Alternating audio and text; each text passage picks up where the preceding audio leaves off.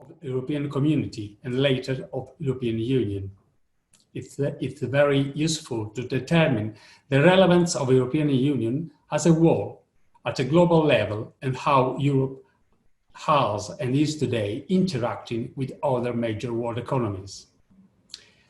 I also find extremely interesting at this particular moment to examine what the coronavirus pandemic can teach to the advanced economy in relation to the dangerous and easy temptation to delegate to other countries where the cost of labor is lower, our know-how and our capacity for the production of strategic goods, such as pharmaceutical, health equipment, hardware, and telecommunication.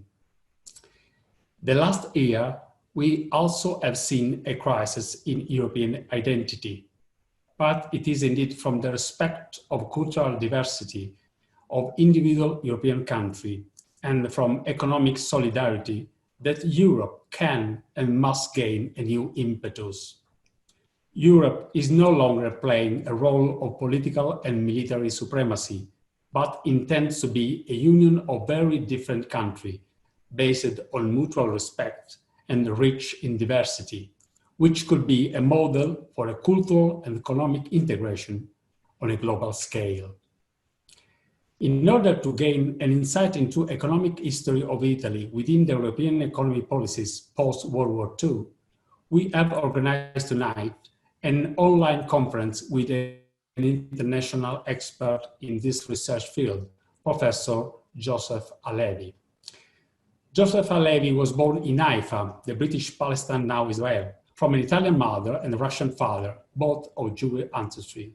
He grew up and was educated in Rome, where he completed his laurea in Philosophia at La Sapienza University. Joseph Halevi taught economics at a new school for social research in New York and at university in New Jersey. He joined the economic department of University in Sydney in late 1968, retiring in 2016.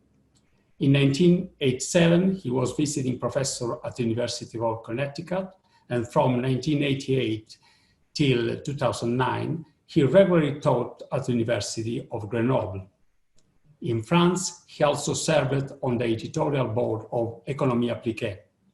Since 2009, he is professor at the International University College in Turin.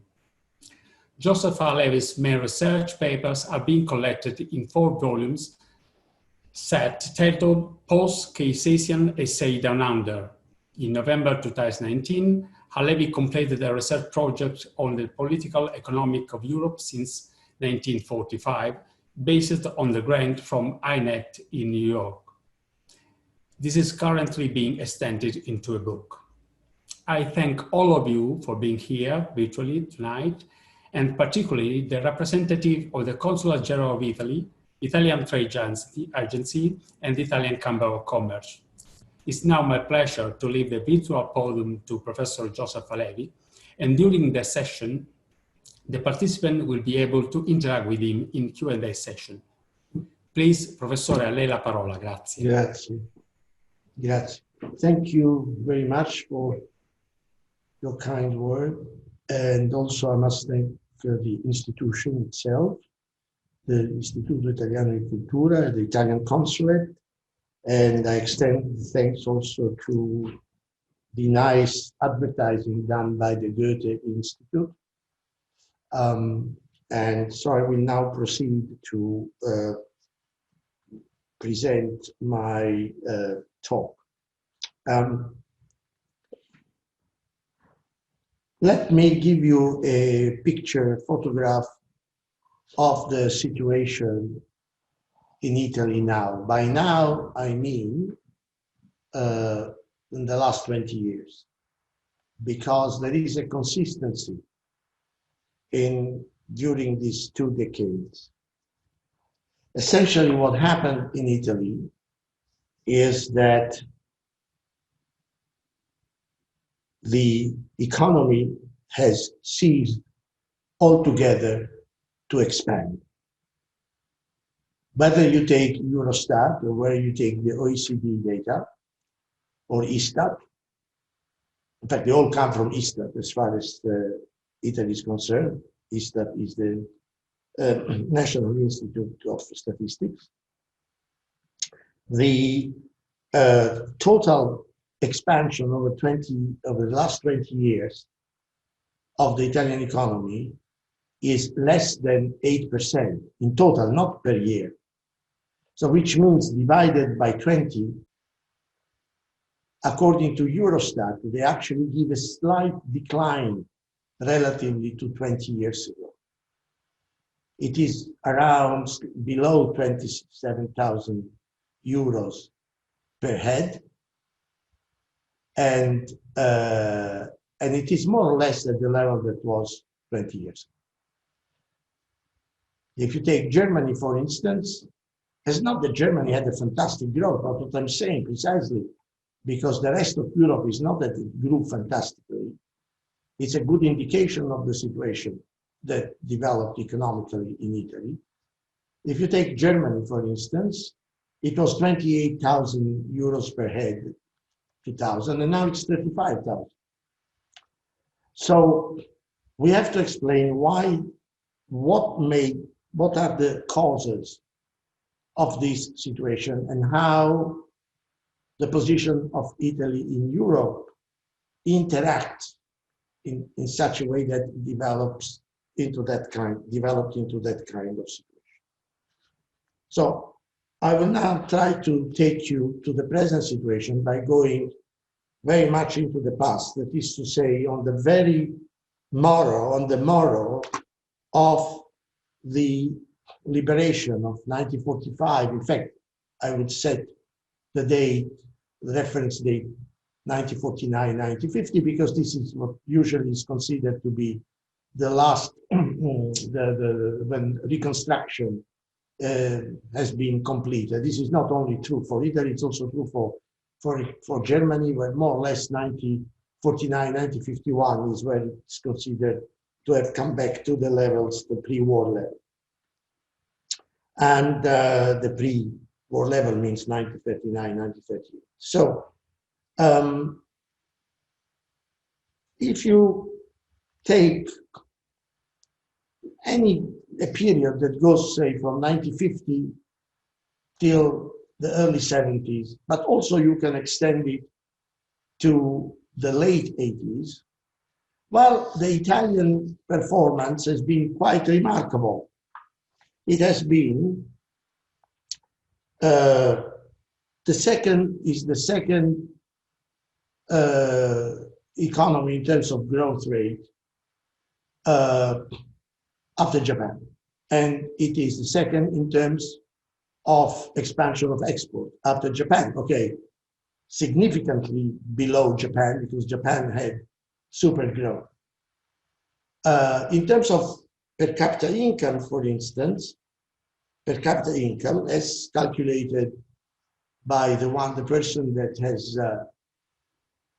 has established the statistics of the OECD, a very, very capable person of Britain, who then taught at the University of Groningen in Holland, but really worked for the OECD statistical department most of his post-life, and Angus Madison. According to Angus Madison, a real authority is deceased, unfortunately. By 1989, you had Italy, France,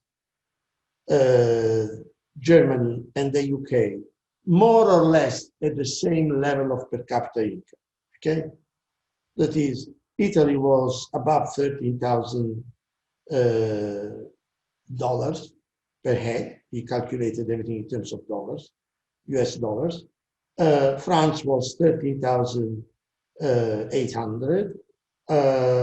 Germany was 13,900, nearly 14,000. And the UK was 13,469. Out of this, if you take the reference to 1950, the two countries that grew most in terms of per capita income were Italy, which was more than 4 times, and Germany, that was also more than 4 times. Germany which meant West Germany at the time, meant slightly less than Italy. So the performance was very significant. So, and how come that this that this performance then turned sour after a while? In fact, it started to turn sour in the 1990s, and then but less visible, so, but quite significantly changed relatively to the previous period, and then it turned more sour in the first decade until 2009, and then really bad after 2009. So Italy, like Germany, but in a different way, is an export-oriented country. It's absolutely crucial to understand. The difference lies in, of course, the size, the economic size, and in the way in which export-led growth operates. After the Second World War, there were in Europe, in my opinion, that's the argument of my research, two countries that were absolutely interested in Europe, absolutely interested, that the future would have been first and foremost in Europe, not only, first and foremost in Europe. And I would say for Italy, almost only in Europe. And these two countries are Germany and Italy. Why? Because the other big countries in Europe that determine the European landscape in the macroeconomic dimension, that is to say France and Britain, well, they had other things on the side, which was actually hampering their participation in Europe in a very active way. Well, there were the colonial element, which was very important, very strong, also for France. So much so that France spent most of the 50s and the early 60s until 1962 embroiled in colonial wars. And this had a big drag on France, and had significant implication of the way in which France participated in what the French call la construction européenne, the construction of Europe. Germany and Italy, for historical reasons that we know from history, well, their systems attempt to set up areas of influence, empires or something like that, or areas to be controlled and so forth. Well, in different ways, it failed, right? It failed. So they did not have any other area to be occupied with. Number one, say France was, Indochina was very important. In fact, 1945, the war ends, and in 1946, they go and reoccupy North Vietnam, the north also of Vietnam. That is the area where Ho Chi Minh and Giap were particularly established. And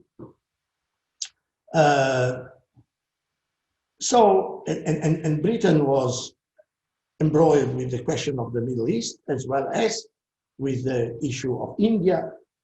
And not only that, but Britain was also being emptied, hollowed out by the United States. Okay, that's what de facto happened through the type of loans, the Land and Lease program, which brought Britain indebted to the United States. And essentially, Britain had to deal with this issue rather than the reconstruction of Europe. So much so that in 1946, the British pound was declared non-convertible, that is, it could not be exchanged against other currencies except via the dollar holdings of the Bank of England. And that was exactly the status of all the currencies, or temporary currencies even, of the occupied countries, liberated occupied countries, post-war Europe, post-war Europe. That was the status of the French franc, that was the status of the Italian lira. Initially, they were even called lira, which is American liras, and then it was also the status of the what would later become the Deutsche Mark. Okay, that was the status. Britain entered exactly the same status of the defeated occupied countries of Europe. So it could not possibly sustain itself, sustain a role in the process of European reconstruction and integration. So the two countries that were completely focused, that interest lay in Europe, were Italy and France and West Germany. And Adenauer, by the way, was a person that already in the 20s was quite favorable of having a part of Germany completely integrated into the West. He did not like the East for whatever reasons. He did not like the Eastern part. So the form in which these two countries looked at the integration of Europe was, however, very different. Number one, because Germany was damaged by the war, but industrialized country.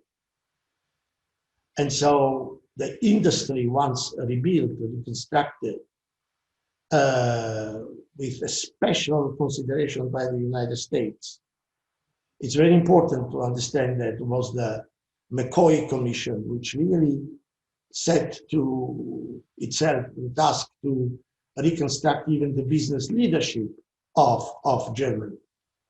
And then, of course, the 1953 London agreement, whereby the debt, the German debt to the rest of the world was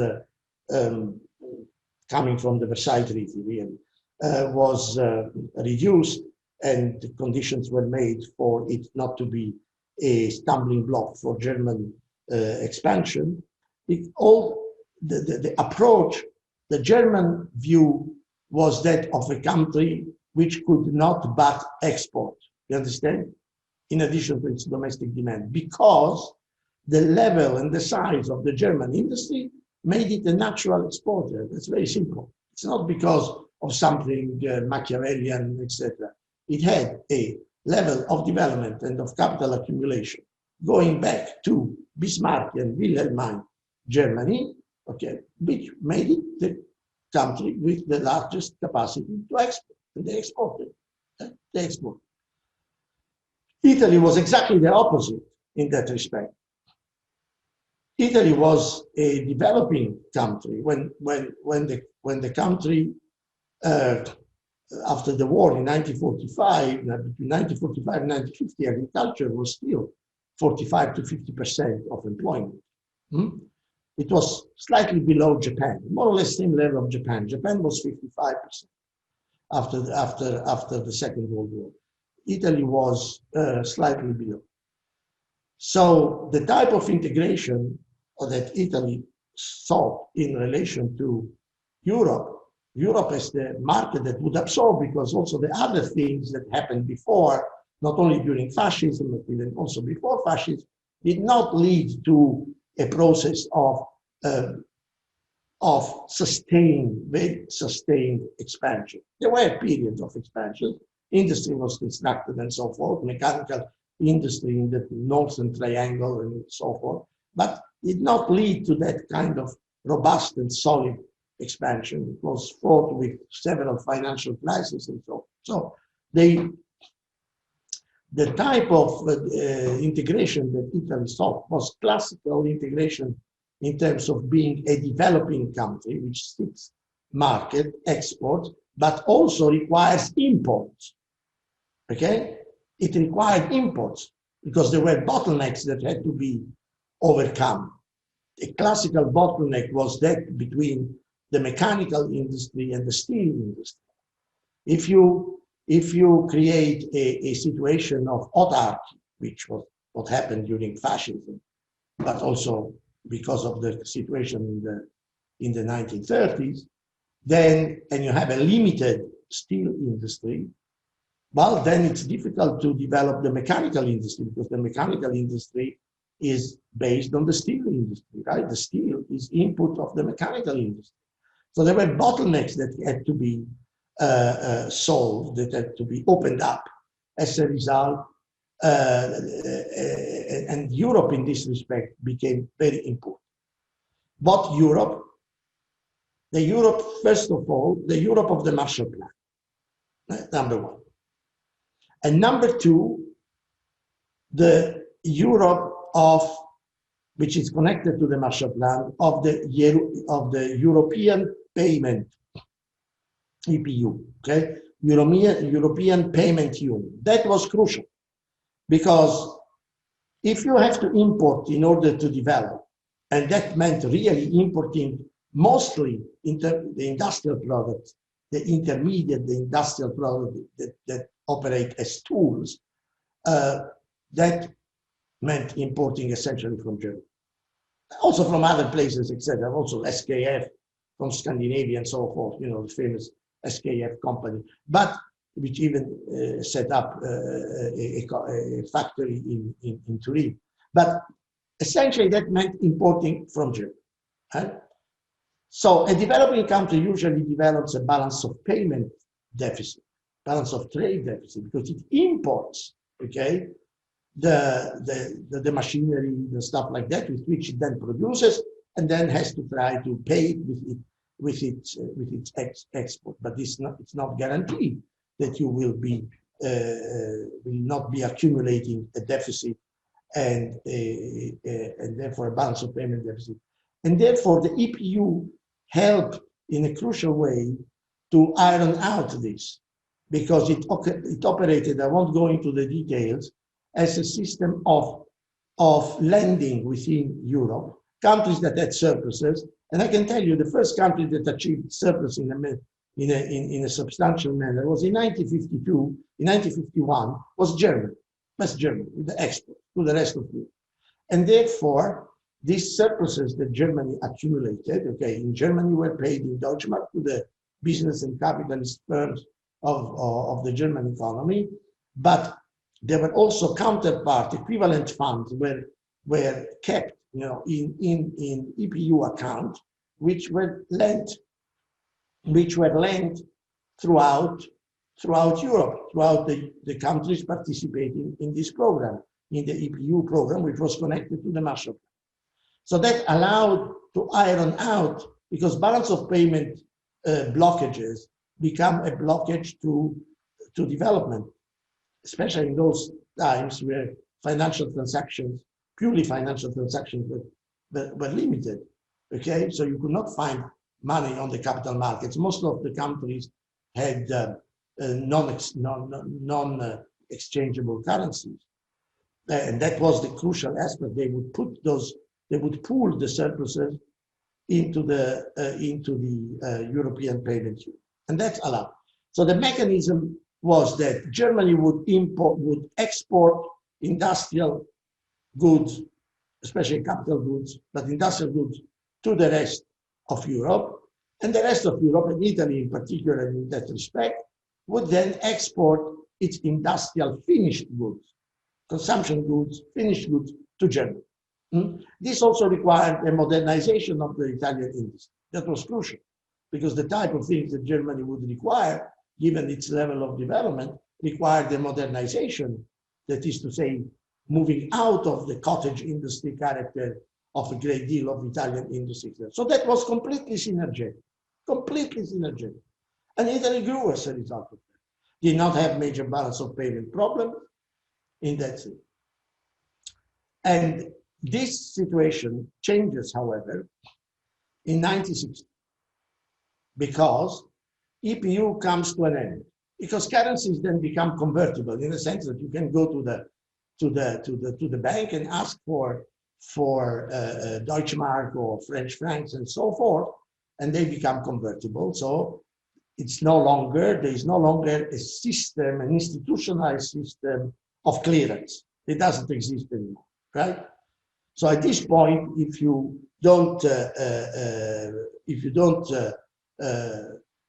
go into deficit, an external deficit, if you go into an external deficit, then you've got to come up with the money to pay for that deficit at some stage. And it's therefore necessary to undertake certain type of policy. Now, meanwhile, when this was happening in the 60s, okay, when this was happening in the 60s, the European Common Market was being formed.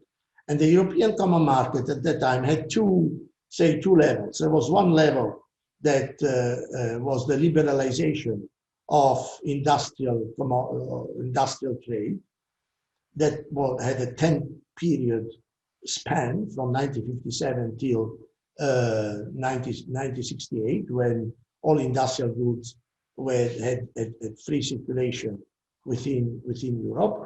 And then there was the agricultural element, which was a separate story. During that period, you start seeing some of the problems that really don't go away until the euro comes online, that is until the late 90s. But what do you see here? You see the problem that in order for weaker countries, and Italy was a weaker country still in terms of its overall level, and account for weaker countries, if exports fail for whatever reasons, then the country must go into a recession, right? Because exchange rates were fixed as per Bretton Woods, and the country must go into a recession. So the British coined a term for that, which is called export stop-go policy. Okay? You slow down in order to expand, in order to hope that the other countries keep expanding, and then you export. While you're slowing down, does two things. It reduces the imports, and also it weakens wage bargains, because at that time employment being very high, therefore wage negotiations, trade unions had a certain leverage on the thing. So that was the situation that would emerge in the 60s, and would actually, in a sense, reappear in a different way in the 70s, where the 70s, the system of fixed exchange rate collapses, right? But the problem of the external factor remains, especially here I'm looking at a country like Italy in particular. What remains is the fact that Italy could not afford to lose, to go into an external deficit too much, beyond the sustainable level. And the external deficit was made more probable as a result of the fact that meanwhile there was an increase in the price of oil, in the price of raw materials, and therefore that actually increased the bill that had to go outside Italy in order to pay for that stuff. So at this point, the strategy, and here I'm coming to a crucial point here, the strategy that was developed by the Bank of Italy in order not to stop growth too much, in fact, they continued to grow. The strategy was that of combining a devaluation with inflation with devaluation. That was the way in which they addressed the issue. Inflation was imported in great part as a result of the increase in the price of raw materials, and at the same time, also because there was an increase in wages, but if you want to stay competitive, you cannot pass the whole increase in wages onto final prices. And so that's basically what you do, you hope in devaluation, which is what happened. You actually facilitated the devaluation. This policy in Italy for 4 or 5 years in the mid-70s was very successful. And in fact, Italy developed a very big export growth, right? But it had a downside internally that it actually stifled industrial innovation. Yeah, this is many people, like a famous professor who died recently, a few years ago, called Marcello De Cecco. He's very well known among the economists worldwide because he's one of the best economists concerning world finance. And he, in a paper that he wrote in 2012, actually pointed out that it is there that we can see the beginning of a structural difficulty of the Italian economy. This is to say, the capacity to move away from a combination of products which are very sensitive to the relation between prices and demand. In other words, if prices rise, demand falls. Not for all products this is true. And if prices fall, external prices, I mean, then the demand rises. So competitiveness is achieved by means of price competitiveness. Germany is not price competitive, okay? Germany is competitive on a whole array of things which are based on the on the industrial structure of the economy and on the capacity to supply a vast array of technologies. And therefore, the price competitiveness applies more to the other type of firms, which are actually competed against mostly by Italian firms like in leather, footwear, that sort of stuff. But Siemens, the issue is not price competitive. The whole array of industries of that kind, and that sustain the Mittelstand, that sustain companies like Siemens, the issue is not price competitive, it's technological efficiency. That's what it is. So already in the 70s, there emerged this problem in the Italian economy. It's true that they were gaining export by using devaluation, but it is also true that this actually stifled and made more complex the process of industrial innovation and of moving away from that kind of product mix. This product mix would bring Italy into direct confrontation with East Asia, okay? Because East Asia developed from those kind of products, from initial consumption goods product. Now Korea has moved out of that, okay? It's a high-tech stuff, and so is Taiwan. But in those years, this is how they're developing. And so Italy actually entered into confrontation, not political, I'm talking about in terms of economic conflict, with the development of those countries. And as it also entered into confrontation with Bangladesh, with all sorts of stuff in that range of products. And that was actually understood by the Bank of Italy very well. There is a report in the mid-70s, 75. A synthesis of that report was published in a very important journal in Italy, which is called Banca Nazionale del Lavoro. Quarterly Review was published in English, and in which the Bank of Italy, the research bureau of the Bank of Italy, pointed out that there was this fundamental difficulty in diversifying the nature of export. The export of Italian export are linked to products in which the price elasticity of demand, as they say in economics, is high. That is to say, in which the increase of the export depends on the price competitiveness of those items. Now, this situation that developed in the 70s created a conflict because the Italian economy was successful in terms of the overall export, actually. As I said, with all these, the caveat that I pointed out. And this was creating significant problems.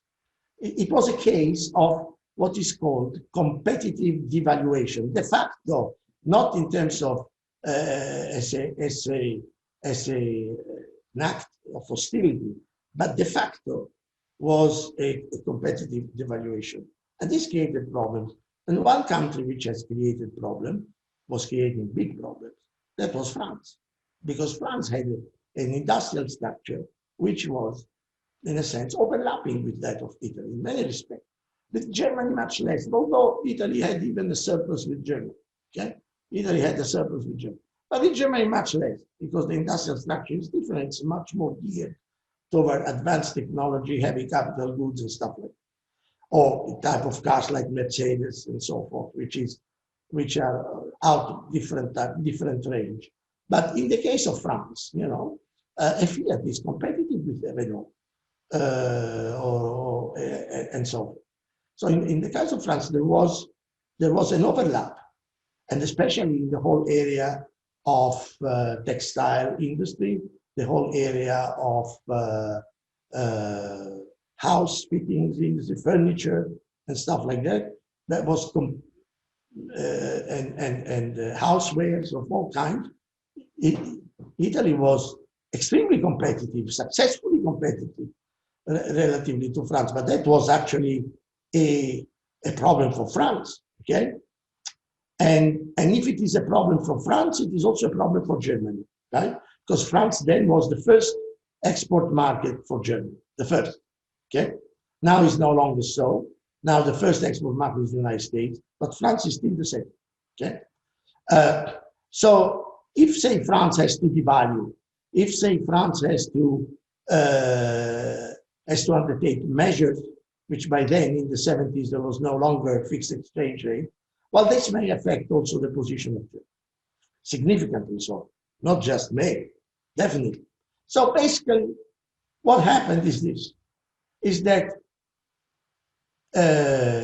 Helmut Schmidt, who was the Chancellor of Germany, the SPD, Social Democrat, and Valéry Giscard d'Estaing, who was the president of France, they came to an agreement. Okay, we cannot accept, we cannot go on with this kind of currency fluctuations within Europe.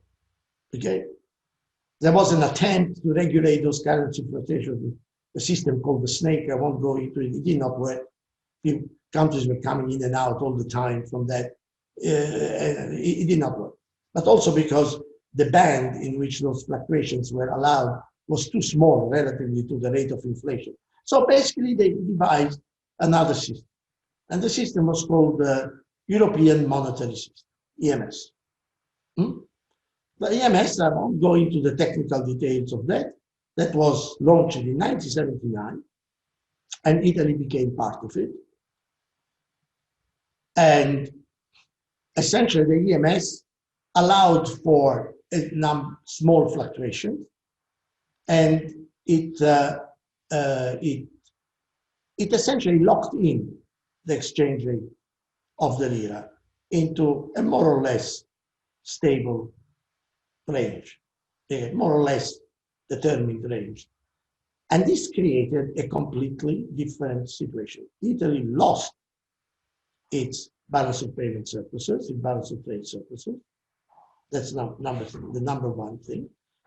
The number two thing, which is very important, and I have to come to that. Number two thing is that when we get into the 80s under the EMS, Italy loses the balance of the strength in the balance of payment, and at the same time, it has a big financial problem.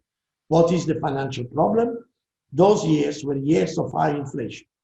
So the issue is, as also imported inflation, of high interest rate because of the policy of the American government. And these years of high inflation required disinflation policy. And the way in which they decided to go for disinflation is the following, is to put the central bank into control of the price stability. That was already implied in the role of the central bank, but to cut the relationship between the central bank, Italian central bank, and the treasury, right?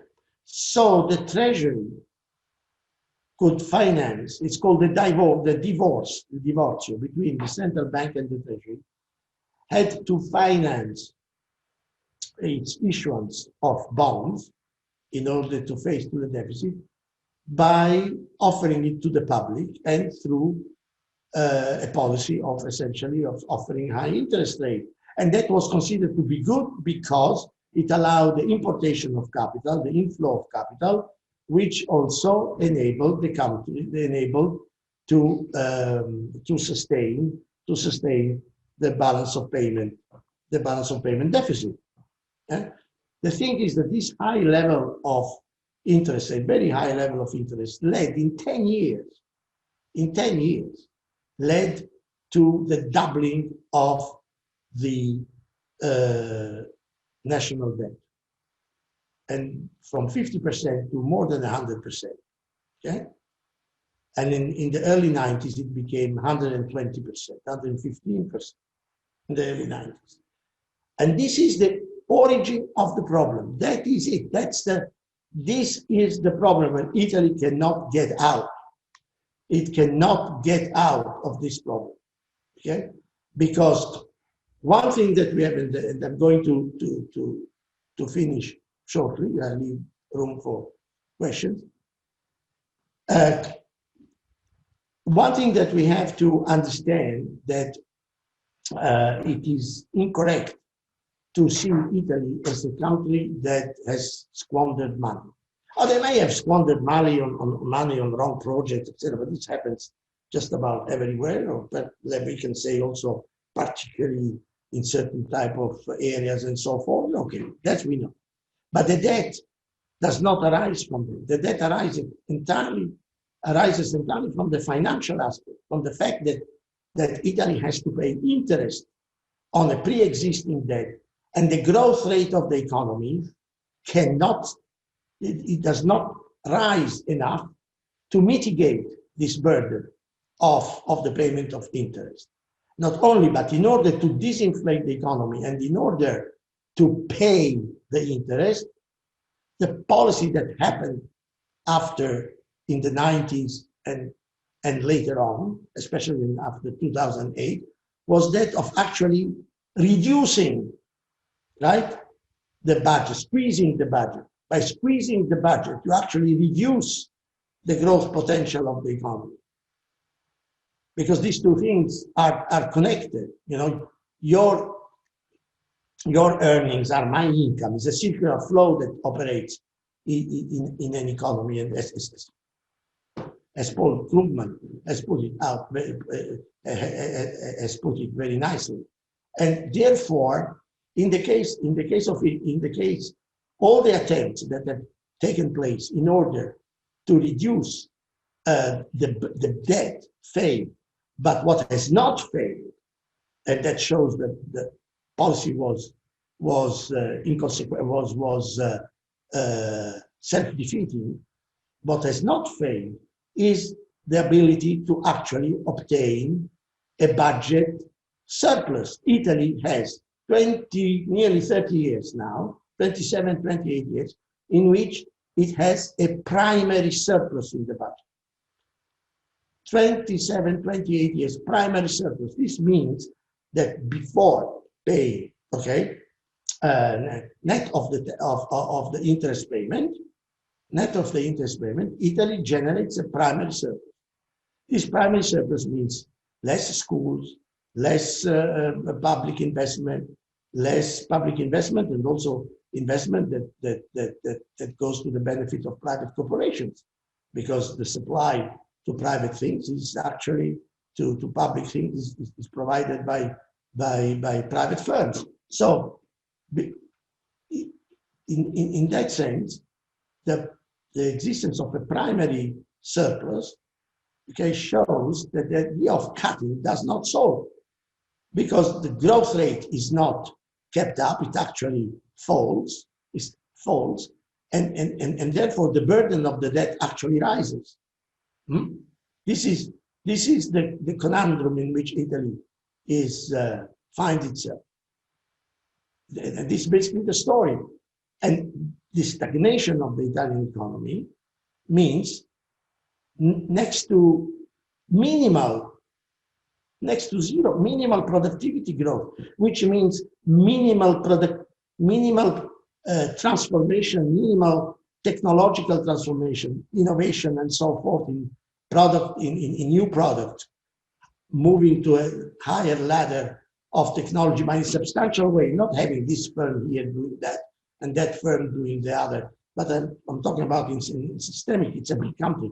It's 60 million people. So you cannot have a little firm here, a little firm there that does that. The fundamental firms, the big firms that could have been competitors at the European level, I'm talking about a place like Nuovo Pignone, for instance, which is a fantastic technology firm. They operated a lot in Australia for the machinery, for the mining sector, oil and so forth, mining sector in particular. Nuovo Pignone, or the other one, Magneti Marelli in Turin, well, they are basically half dead. They are basically half dead. Okay, and it's not their technology which is bad. It's simply that they did not, on the contrary, they did not achieve the economies of scale. Nuovo Pignone now belongs to General Electric, United States, that they take part of it and they take it to the Barcelona plant and so forth. Okay, so it's not the technology which is wrong, it's that they did not achieve the scale necessary to become a competitor. Right? If you want to be a competitor of BMW, you cannot be a competitor with 50,000 cars. It doesn't make any sense. BMW doesn't even see it. Okay, you have to be a competitor with 400,000, 500,000, 600,000 of the same range, even more perhaps of the same range of BMW. But if you are Lancia and you produce 50,000, 60,000, 70,000, BMW doesn't see it, doesn't care. So, but this is the result of the stagnation. This situation is the result of the stagnation, which is the result of the deflationary policy. There's a very beautiful paper, and I finish here, by a friend of mine from a Dutch university, Serva Storm, which has produced also for the same institute in which I work, INET, which is called Lost in Deflation. And that's the situation of Italy. It's lost in deflation. And that's very serious for Europe, because a implosion of Italy, or a strong decline of Italy, it drags in, it's like a maelstrom that brings in the rest of Europe. It's a big country, Italy. It's a very big country. It's a pillar of the entire financial system, you know, the European stability mechanism and all that sort of stuff.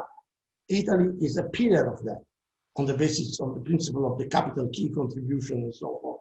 So if Italy implodes, so to speak, or goes into a systemic long-term crisis, which already is, because this thing has been going on for 20 years, then Europe gets dragged into it. There is no alternative to that. Right, finished.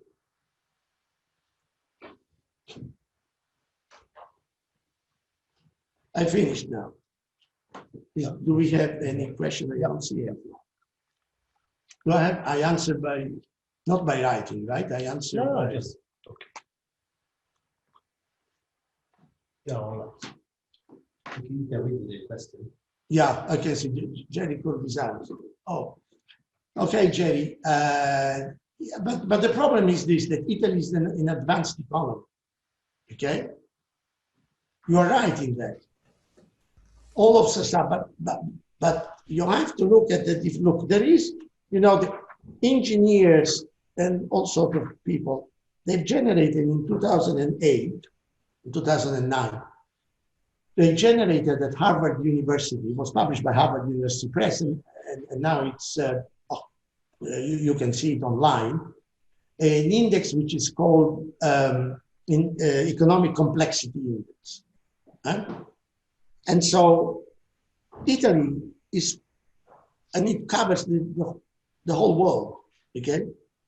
And this index, Italy was in 1995, they managed to reconstruct the data. The economic complexity is defined, is done by economic physicists, the econophysics people and so forth. And Italy, complexity is defined by the ability to produce many different things in a complex way. So it's basically the internal matrix of the technology. You know, it's not to take a piece of technology from Germany, a piece of, yeah, you do that, but you also have the ability to articulate this in a complex way to your own industrial system. So Italy was 10 in 90. They reconstructed back to 1995. Italy was 10 in 1995. It was 17 in 2008, and it was in 2018. It was 14. Okay. To give you an example, UK now is 30. USA is 11. Okay. Australia is 87 in terms of industrial company. 87. It's way down. Okay. So Italy is a different kettle of fish from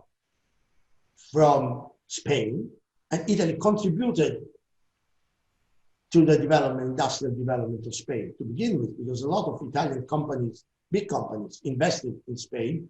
Among them, they set up the automobile industry of Spain through SEAT back in the early 50s. Then it became, now it's Volkswagen. Since the mid 80s, it's Volkswagen. It's a Volkswagen in Barcelona, near Barcelona. Okay, so it's different. So in that sense, you have to look at Italy differently from this respect. Otherwise, it will not be the second industrial country in continental Europe, and it will not be a major component of capital key contribution. So the other countries, Spain ran for decades a balance of trade surplus, which reached even 8% of GDP.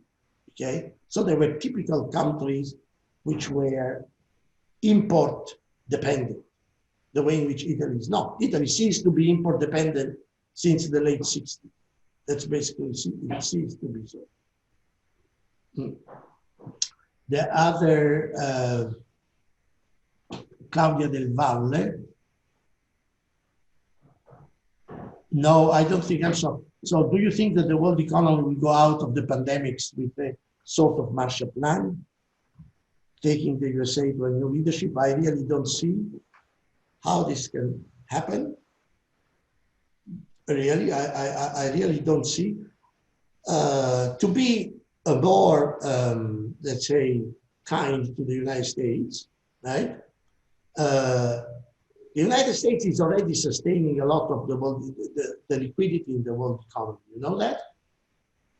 Despite all the tiffs that they have with China and so forth, the president of the United States in particular has with China, but they still have, the Federal Reserve opened the window for swaps with China, which means that the Chinese can take, you know, can exchange according to their liquidity needs, etc. And as far as Europe is concerned, the United States, the Federal Reserve, is completely engaged into dollar swap with Europe, because most of interbank transactions in Europe are dollar denominated. So Europe requires dollar swaps, and that's provided by the United States, right? And so how do they do it? They buy euros. That's one of the reasons why the euro is rising. And now the European Central Bank is pretty worried about that the euro is rising too much. So but I don't think they're going to get to a Marshall Plan. I don't think so. I don't see you require political cohesion or a strong political direction. This is what the United States provided after 1945, but they don't. But there isn't such. The post-45 system is dead.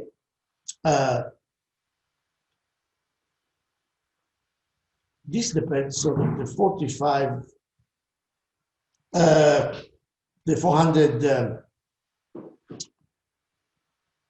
is what is 400. But first of all, we don't know how much money. I mean, this injection, there is the idea of the recovery fund. The recovery fund is not so clear what it is. I have myself written, but I would not, I won't swear that what I've said is correct. But on the basis of the calculations that I made, the recovery fund for the whole of Europe is 750 million, 750 billion euros, right? And for the whole of Europe. And they say that 390 billions of that is without is non-recourse. That doesn't have to be reimbursed, right? But then when you look at the payments as scheduled, the payment back, the reimbursement is scheduled, which has to start in 2 years' time, 3 years' time. Then you will see that basically they are going to reimburse 725 billion out of 750. So why do they say it's non-recourse? So it's just a lending system, and if you have this kind of lending system, the result is that you're going to have conditionalities attached. Conditionalities, right? Like you have to reimburse a loan, and this prevents expansionary policy. So I am not so sure that they can use that. Okay, what do I have? Yes.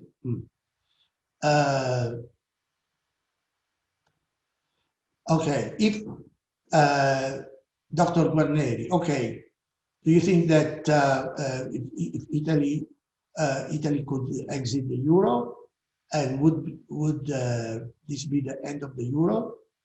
This is the first question. But I don't think it's possible. I don't think it's so simple.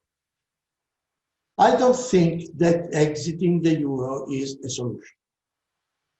Okay, because of the situation in which it is. If you can out in 1 day set up a new currency, it's still not enough. It's still not enough because you have to come to agreement that the other constraining elements would not be operational.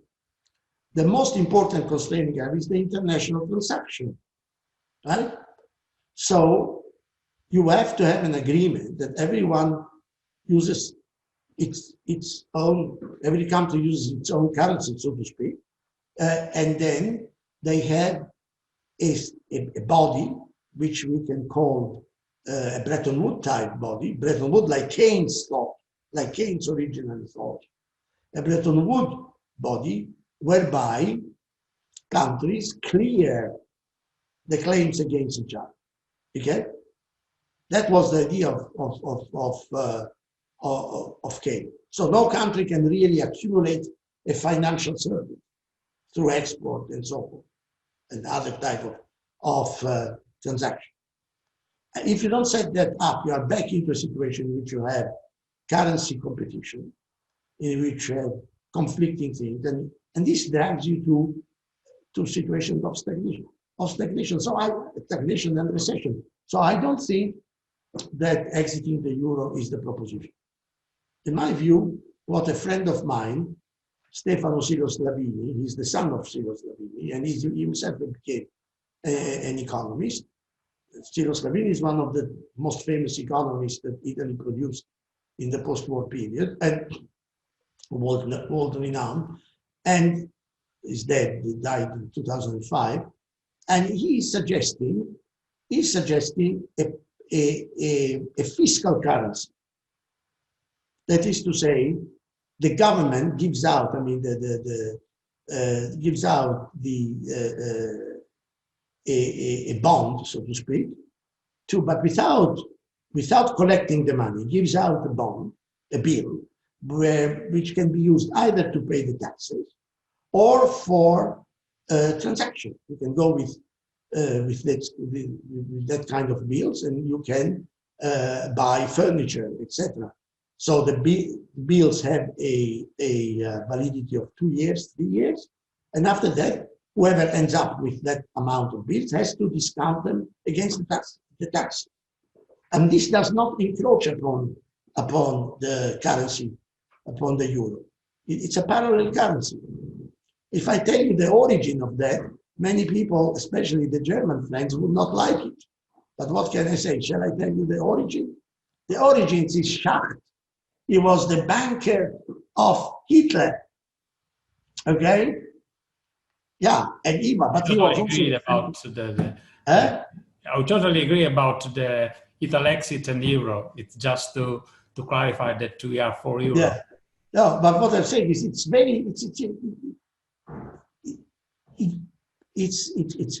not that feasible. It's not feasible, in my view. What is feasible is a parallel currency.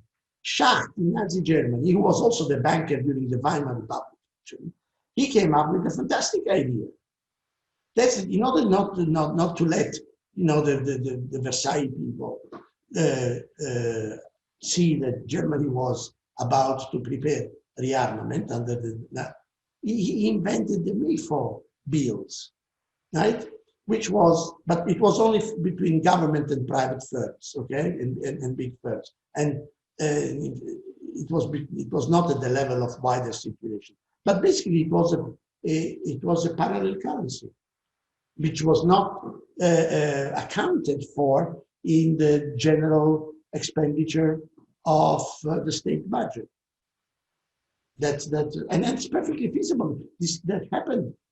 Also in Sardinia, there is one, Sardex it's called, which is Nantes, the city of Nantes, and the city of Brest in France, they have financed their municipal expenses through a parallel currency.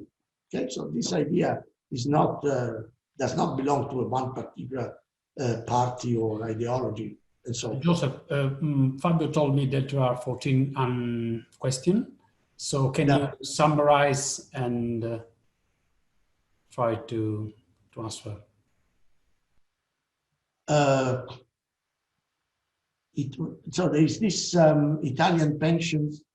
Okay, I want just to say two things. No, Italian pensions are not a drag. I mean, if you create a constraint, they become a drag, right? You know, there was only a few months ago, there was a report by Standard & Poor. Standard & Poor, they said that Italy can perfectly sustain its debt, right? But it has constraint put on it. And this is what makes it difficult. But the economy can perfectly sustain the national debt level. That's what Standard & Poor said. Yeah? However, because there are the criteria, the stability criteria, and this and that, well, therefore, they cannot. It makes the debt iffy. It makes the debt, not so safe. Okay. Oh, there's a question here, and I'll finish that. Do you think Italy will benefit from Brexit? No, why should they benefit from Brexit? I don't understand.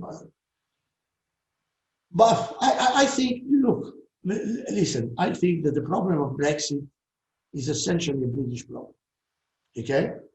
And it is a European problem, insofar as there are another issue which does not belong to the economics proper as such, and this is the question of how to deal with the nearly 3 million European nationals who are in Britain and the 1.5 million UK nationals who are in Europe, okay?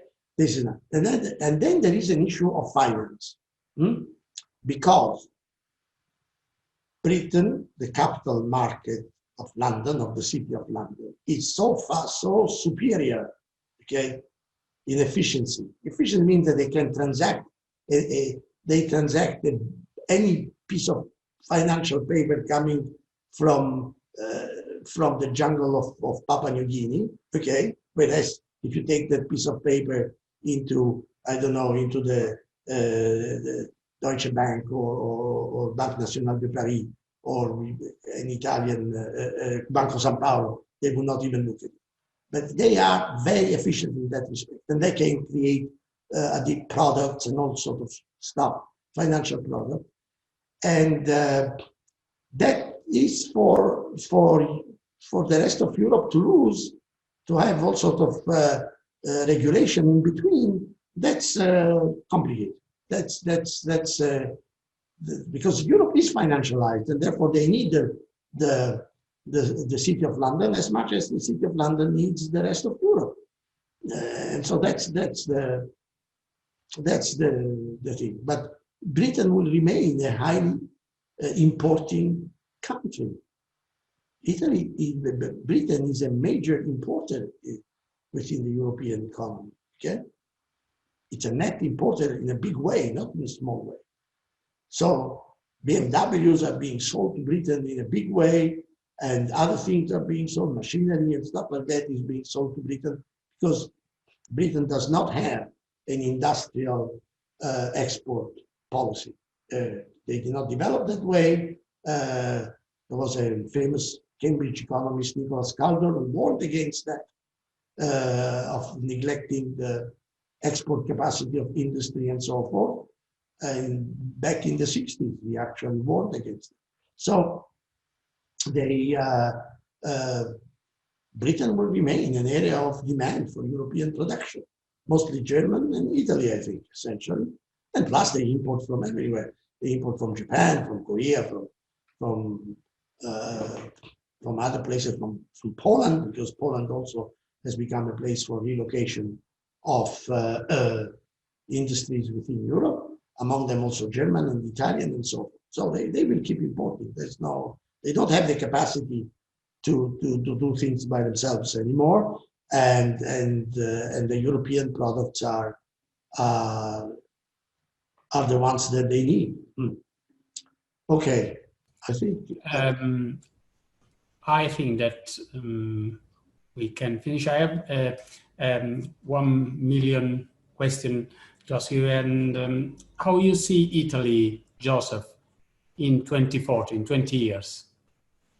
It's difficult to answer, but how you see Italy in 20 years? I mean, economically. I'll be dead. I'm nearly 74, plus 20 years, 94, I think I'll be dead. So, but we have a long-term vision. So, but what I'm saying, I think that unless there is a fundamental turnaround, but as we speak, essentially, the Italian situation is dire. Look, Italy is still doing not that badly on this economic complexity index, okay, which does not picture growth. It pictures the structure, the ability. What can you do? Okay, show us your number, so to speak. You know, as the Americans would say, show what can you do? What combination of things can you do? Well, it is not all that bad. If you take France, for instance, could be better. But if you take France, France was 8 in 1995. Italy was 10 in 1990. In 2008, France fell to 15th position, and Italy went down to 17. In 2018, Italy is up to 14. It's a static picture. It's what the matrix tells them, okay? And France is 16. So the situation, the Italian situation, is structurally speaking, if we take for good the way in which they formulated the complexity index, but it's not top. Top is Japan, then Germany is now number 4, and then the rest in between you have Czechoslovakia, Czech Republic, and that sort of stuff. But Austria and Switzerland, and Korea. Korea is now 3rd. But it's not that bad. So they can still do it. The economy can still generate innovation and stuff like that. But it has to be prompted to do that. And you can only prompt that by sustaining demand. And therefore they need a demand-oriented policy, but not a demand anything. It must be directed, as they say in Italian, mirata, that is directed to specific sector, to specific type, and also to sustain the overall level of incomes.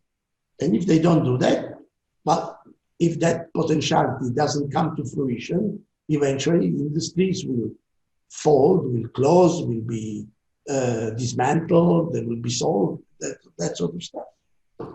So, okay, Joseph, I think that thank you for your realistic and optimistic vision of our country, of our economy. And thank you all for stay with us and see you next time, next appointment. Okay, Bye thank bye. you very much. Grazie a tutti, buonasera. Buonasera. Buonasera. Buonasera, grazie Joseph. Grazie, grazie. Thank you for having come.